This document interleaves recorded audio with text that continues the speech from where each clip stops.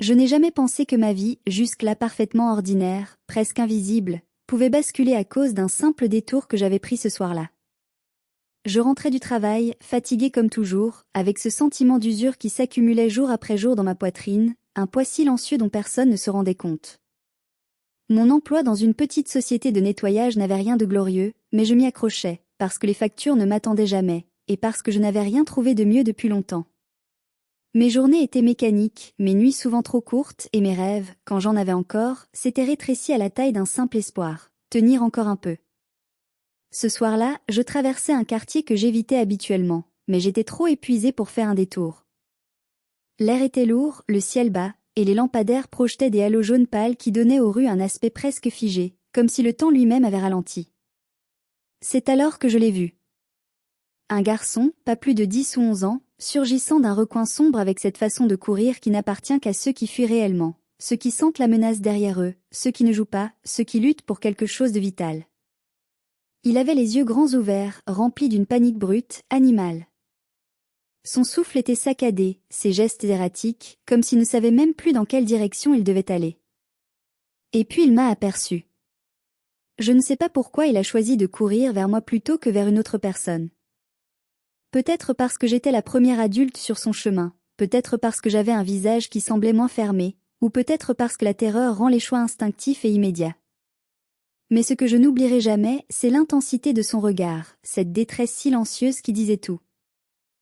J'ai senti son urgence comme une vague m'envahir, rapide, glaciale, incontestable. D'un réflexe presque maternel, presque archaïque, j'ai tourné la tête dans la direction d'où il venait. Et alors je l'ai vu. Un homme. Grand. Massif. Vêtu de sombre. Il avançait d'un pas décidé, pas vraiment en courant, mais pas non plus tranquillement. Un pas lourd, régulier, fixé sur une cible unique, le garçon. Tout dans son comportement dégageait une tension étrange, un mélange de détermination et de danger contenu. Même si je ne savais rien de cette situation, même si je n'avais aucune preuve que cet homme représentait une menace réelle, quelque chose en moi s'est serré. Une certitude viscérale, inexplicable, s'est imposée, cet enfant avait besoin d'aide. J'ai senti mon cœur accélérer, mes mains devenir moites, et pendant un bref instant, j'ai hésité. La peur, ce poison subtil, montait déjà en moi. Je n'étais personne, juste une femme ordinaire, épuisée, traînant sa journée comme un poids. Que pouvais-je faire contre un homme pareil? Mais l'hésitation n'a duré qu'une seconde. Une seconde trop courte pour renoncer. J'ai attrapé le garçon par l'épaule, doucement mais avec fermeté, et je l'ai entraîné avec moi vers la rue transversale. Il ne disait rien, mais je sentais son corps trembler, comme si chaque pas était un effort pour contenir un sanglot. Je n'avais pas de plan, rien de réfléchi. J'agissais simplement, porté par cette impulsion protectrice qui ne m'avait jamais vraiment servi à rien dans ma propre vie, mais qui, ce soir-là, se manifestait avec une clarté presque douloureuse. Nous avons tourné dans une ruelle, puis une autre, avançant à travers un dédale de petites rues que je connaissais vaguement. Mes jambes se mettaient à trembler, la peur cognait contre mes tempes, mais je continuais. Je ne voulais pas me retourner. Je ne voulais pas voir si l'homme nous suivait toujours. Pourtant, à un moment, je n'ai pas pu m'en empêcher.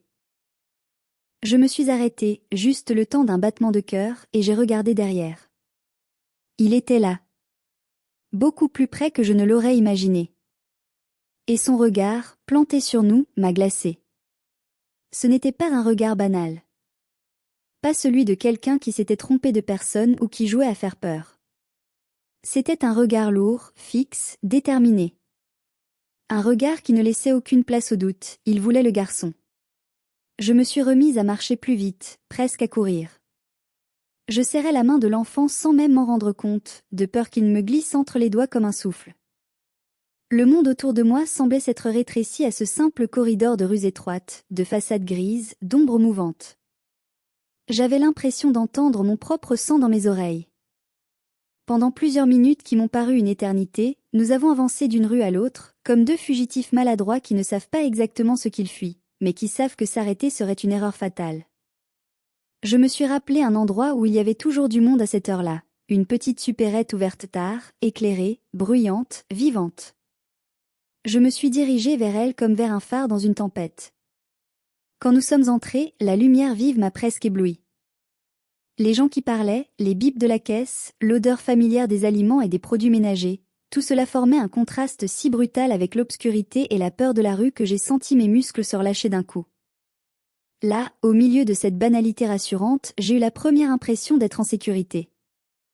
Je me suis tournée à nouveau vers l'entrée. L'homme n'était plus là. Ou peut-être était-il caché quelque part, observant, attendant. Mais il n'était pas visible. J'ai inspiré profondément, tentant de calmer mon cœur, qui battait encore trop vite. Le garçon restait près de moi, sans s'éloigner d'un centimètre, comme s'il craignait qu'à la seconde où il me lâcherait, l'ombre de cet homme surgirait à nouveau. Je ne savais pas quoi faire de plus. Je n'étais pas une policière, ni une assistante sociale, ni même quelqu'un avec suffisamment de ressources pour agir avec sang-froid. J'étais juste une inconnue qui avait réagi comme elle avait pu. Pourtant, à cet instant précis, j'ai senti que cet enfant ne me percevait pas comme une inconnue.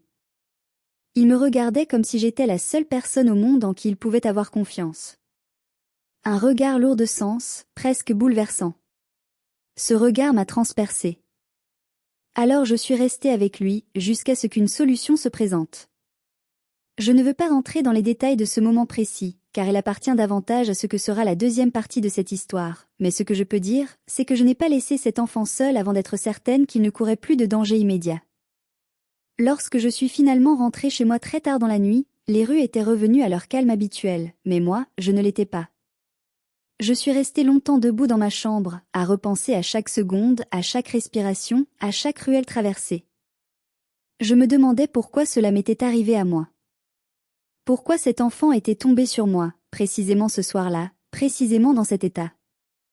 Et surtout, je ne pouvais pas m'empêcher de ressentir quelque chose de nouveau. J'avais eu peur, oui, mais j'avais aussi eu l'impression d'exister pour quelqu'un, ne serait-ce qu'un instant.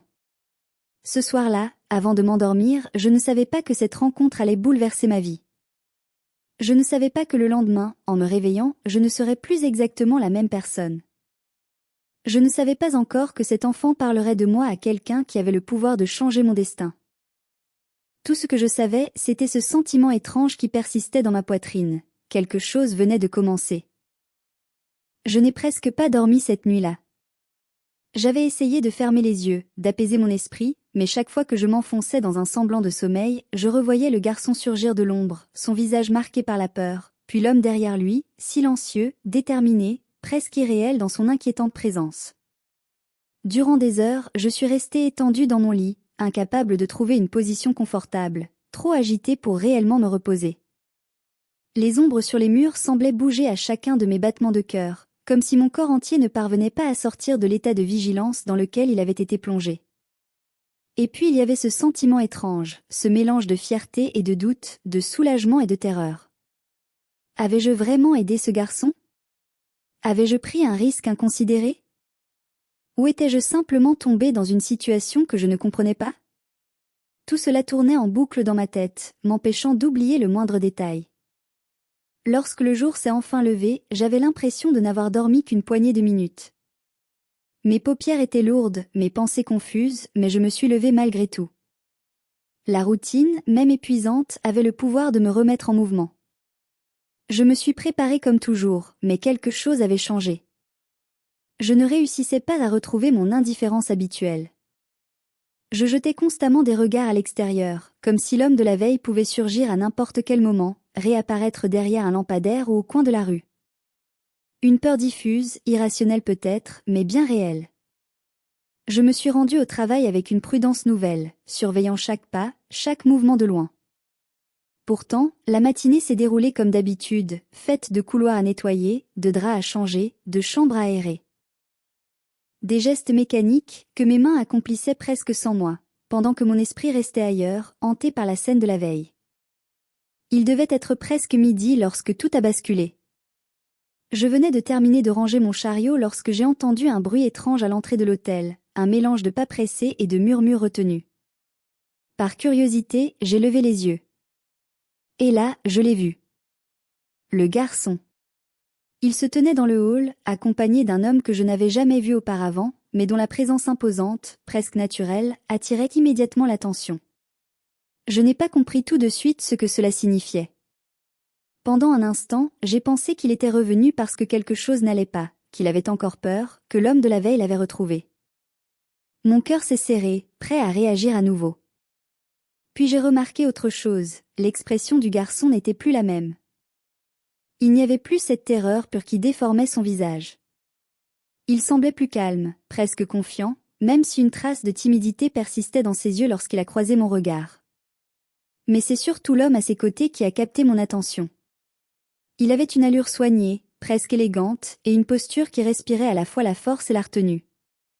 On sentait immédiatement que c'était quelqu'un qui avait des responsabilités, quelqu'un qui avait l'habitude de décider, quelqu'un pour qui le monde n'était pas une suite de hasards mais un terrain d'action. Lorsque nos regards se sont croisés, j'ai ressenti une gêne soudaine, comme si mon rôle dans cette histoire, pourtant simple et instinctif, prenait une ampleur que je n'avais jamais envisagée. Je ne pouvais pas entendre ce qu'il disait à l'accueil, mais je compris très vite que cet homme n'était pas là par hasard, que leur présence ensemble était directement liée à la veille. Mon ventre s'est noué. Une vague d'inquiétude m'a envahi. Je craignais qu'on m'accuse d'avoir fait quelque chose d'inapproprié, ou d'avoir mis le garçon en danger d'une manière que je ne comprenais pas. Je me sentais petite, maladroite, déplacée dans ce décor. Mais en observant discrètement, quelque chose m'a frappée, la façon dont le garçon me regardait. Ce n'était plus un regard de peur, mais un regard construit de reconnaissance. Pas une reconnaissance exagérée ou solennelle, simplement une reconnaissance pure, sincère, presque tendre. Un regard qui disait merci sans le dire. Et cela m'a profondément déstabilisée. Je ne pouvais pas imaginer que mon intervention spontanée la veille puisse avoir eu un tel impact sur lui. L'homme qui l'accompagnait, que j'ai compris être son père, a parlé longuement avec la réceptionniste. Des gestes précis, un ton posé, quelque chose de professionnel. J'avais l'impression d'être observée de loin, même si je faisais semblant de continuer à ranger mes affaires. Après quelques minutes, le père du garçon a jeté un œil dans ma direction. Ce simple mouvement m'a traversé comme un courant glacé. J'ai immédiatement détourné le regard, mais c'était trop tard. Je savais qu'il m'avait vu, qu'il avait fait le lien entre moi et son fils, qu'une conversation que je n'avais pas choisie allait sûrement se produire. Et effectivement, quelques instants plus tard, il s'est approché. Pas d'un pas menaçant, ni pressé, mais avec une assurance silencieuse qui en disait long sur l'homme qu'il était. Je ne vais pas décrire ce qu'il m'a dit, puisque notre récit se déroule sans dialogue, mais je peux décrire ce que j'ai ressenti. Lorsqu'il s'est présenté, j'ai immédiatement perçu une gratitude profonde dans son attitude, une reconnaissance qui semblait presque trop grande pour ce que j'avais fait. Il m'a expliqué, d'un ton calme, ce que ce garçon représentait pour lui, à quel point il comptait, ce qu'il avait vécu la veille. Je compris alors que l'homme qui poursuivait l'enfant n'était pas un inconnu dangereux pris par un caprice, mais quelqu'un lié à une situation familiale extrêmement complexe, dont je comprenais maintenant à peine la surface. Je sentais dans la voix du père une inquiétude encore vive. Une inquiétude qu'un homme de son rang ne devait pas exprimer souvent. Et je compris que le fait que son fils soit tombé sur moi et non sur quelqu'un d'indifférent avait évité quelque chose de beaucoup plus grave. Je voyais dans ses yeux une sorte d'étonnement respectueux. Il ne comprenait pas pourquoi une inconnue comme moi avait réagi avec autant de courage, alors même que rien ne m'obligeait à intervenir. Et c'est là que la gêne a laissé place à un sentiment étrange, je me sentais vue. Pas comme une simple employée aux mains fatiguées, pas comme une femme invisible parmi tant d'autres, mais comme une personne dont les gestes avaient eu un poids réel. Ce père, en parlant de son fils, avait les yeux d'un homme qui aime profondément. Cela m'a touchée d'une manière inattendue. Depuis des années, j'avais perdu le sens de l'importance que quelqu'un pouvait accorder à un autre. Je vivais seule, sans proche véritable, sans famille sur qui compter. Voir ce lien entre eux, même dans un moment d'inquiétude, réveillait quelque chose en moi, quelque chose que je croyais éteint depuis longtemps. Lorsque la conversation s'est terminée, je me sentais étrangement légère, comme si l'homme m'avait en quelque sorte retiré un poids que je ne savais même pas que je portais. Il est parti avec son fils, qui a jeté vers moi un dernier regard. Ce regard-là, je ne l'oublierai jamais. Un regard doux, reconnaissant, presque admiratif. Comme si j'avais fait quelque chose d'extraordinaire, alors que je n'avais agi que par instinct. L'après-midi s'est déroulé comme dans un rêve. Je faisais mes tâches habituelles, mais mon esprit était ailleurs, absorbé par ce qui venait de se passer. Je ne cessais de repenser à la gratitude dans les yeux de ce père, à l'intensité des émotions que j'avais ressenties, à cette impression surprenante que quelque chose dans ma vie avait bougé. Je ne savais pas encore à quel point. Je ne savais pas que pour ce père, l'histoire ne s'arrêtait pas là. Je ne savais pas qu'il n'avait pas simplement voulu me remercier, il avait vu en moi quelque chose que je ne voyais plus depuis longtemps, une femme capable, courageuse, digne de plus que la vie qu'elle menait. Ce n'est que plusieurs jours plus tard que j'allais comprendre que cette rencontre n'était que le début. Ce soir-là, en rentrant chez moi, j'avais la sensation étrange qu'une porte venait de s'ouvrir quelque part, dans un coin de ma vie que je n'imaginais même pas. Une porte discrète, silencieuse, mais qui menait à un futur complètement différent de tout ce que j'avais connu jusque-là. Je ne pouvais pas encore imaginer qu'un simple geste, une simple décision prise dans la peur et la spontanéité, allait changer ma trajectoire entière. Mais je le sentais. Comme on sent parfois l'approche d'un orage ou d'un tournant majeur sans pouvoir l'expliquer. Quelque chose avait commencé à se déplacer. Et rien ne serait plus jamais pareil. Les jours qui ont suivi leur visite à l'hôtel ont été étranges, remplis d'une tension douce, presque imperceptible, mais qui ne me quittait jamais vraiment. J'avais l'impression que quelque chose se préparait derrière la scène silencieuse de ma vie, comme si une pièce que j'avais toujours regardée du couloir s'était soudain entr'ouverte. Je n'osais pas y entrer, je n'osais même pas approcher, mais je sentais que ce changement, invisible mais réel, avançait vers moi avec une lenteur déterminée. Je continuais à aller au travail chaque matin, toujours avec cette fatigue habituelle, mais je n'étais plus la même. À chaque fois que j'entrais dans une chambre à nettoyer ou que je frottais un sol trop usé, une petite voix en moi chuchotait une phrase que je ne m'étais jamais autorisée. Peut-être que je mérite plus que cette vie. À force de solitude et de résignation, j'avais fini par croire que le peu que j'avais était déjà un privilège, que rien de mieux ne m'attendait, que rêver était inutile. Mais maintenant, malgré moi, un nouveau sentiment avait germé. Une minuscule graine d'espoir. Une idée encore fragile, presque honteuse, comme si espérer était un acte trop ambitieux, presque impertinent. Pourtant je n'arrivais pas à l'éteindre. Je ne savais pas si je reverrais un jour le garçon ou son père. Je me disais que non, que leur visite n'était qu'un remerciement poli, un geste de gratitude, quelque chose de ponctuel. Mais parfois, en plein milieu d'une tâche, une image revenait, les yeux du garçon qui me regardait comme on regarde quelqu'un qui a changé votre monde. Et juste après, ceux du père, qui me regardait comme si j'étais une personne capable, pas une silhouette effacée derrière un chariot de nettoyage. Ces deux regards, si différents et pourtant étonnamment proches, avaient fissuré quelque chose en moi. Une semaine passa ainsi, dans cette drôle de oscillation entre routine et pressentiment. Puis un matin, alors que je commençais mon service, la réceptionniste m'avisa que quelqu'un demandait à me voir. J'ai senti un frisson me parcourir. Je n'étais pas habituée à ce qu'on me demande personnellement. Jamais. Mon existence sociale se limitait à quelques échanges fonctionnels, jamais à des visites inattendues. Mon cœur s'est serré et j'ai suivi la réceptionniste jusqu'au petit salon à côté du hall. C'est là que je l'ai vu. Le père. Assis calmement, droit mais détendu, comme s'il avait tout son temps. Il semblait presque hors de place dans cet hôtel modeste, comme un homme appartenant à un monde plus structuré, plus vaste, plus riche en possibilités. Je me suis arrêtée quelques secondes en le voyant, comme si mon corps avait besoin d'un moment pour comprendre que cet homme, qui appartenait désormais à un souvenir intense et presque irréel, se trouvait de nouveau dans ma réalité immédiate. Il a levé la tête lorsqu'il m'a aperçu et ce simple geste a suffi à faire revenir toutes les sensations de ces derniers jours, la peur de la première nuit, l'émotion de sa reconnaissance, l'étrange espoir qui m'habitait depuis. Je ne remplacerai pas cette scène par des dialogues, mais je peux raconter ce que j'ai vécu intérieurement. Il m'a expliqué pourquoi il était là. Pas pour s'excuser encore, ni pour exprimer une gratitude supplémentaire. Mais pour quelque chose de bien plus inattendu. Il m'a parlé de son fils, qui n'arrêtait pas de mentionner la femme qui l'avait aidé. Il m'a parlé du choc qu'il avait vécu en comprenant à quel point la situation avait été dangereuse. Il m'a parlé aussi, avec une sincérité déconcertante, des qualités qu'il voyait en moi, de ce courage spontané et silencieux qui ne se voit pas dans les gens qui parlent beaucoup, mais dans ceux qui agissent malgré eux, par instinct, par humanité profonde. Et puis il m'a posé une question. Cette question-là a été comme un coup de tonnerre dans une pièce calme. Pas une question qu'on pose à une inconnue qu'on vient de remercier. Pas une question qu'on pose à quelqu'un qui nettoie des couloirs dans un hôtel sans charme.